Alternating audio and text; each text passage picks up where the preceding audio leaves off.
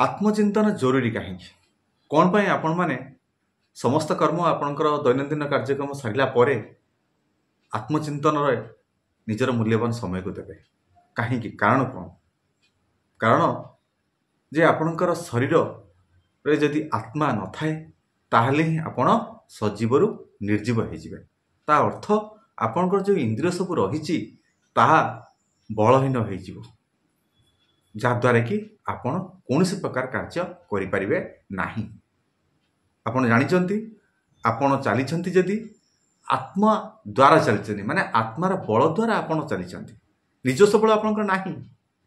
जहाँ सब आपण कार्यक्रम करुचंती ता आत्मबल द्वारा करुचंती। आत्मा एक शक्ति जहाँकि परमात्मा एक विभूति रूप शक्ति जेतबले परमात्मा मार गर्भरे ए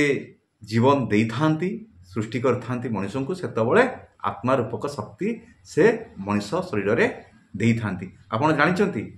भल भाव जे आत्मा कौन से किसी खाद्य खाए ना से अदृश्य किंतु समस्त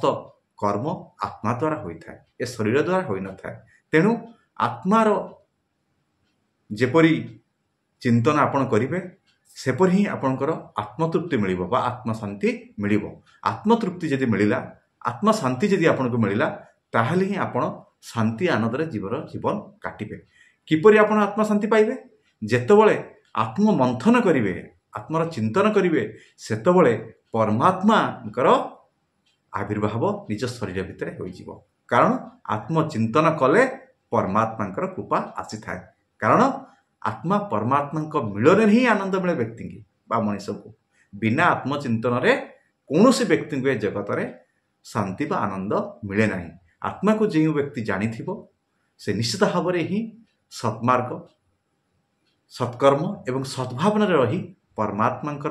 से आनंदर सत्ता को अनुभव कर तेणु प्रत्येक दिन आपण मैंने चेष्टा करूँ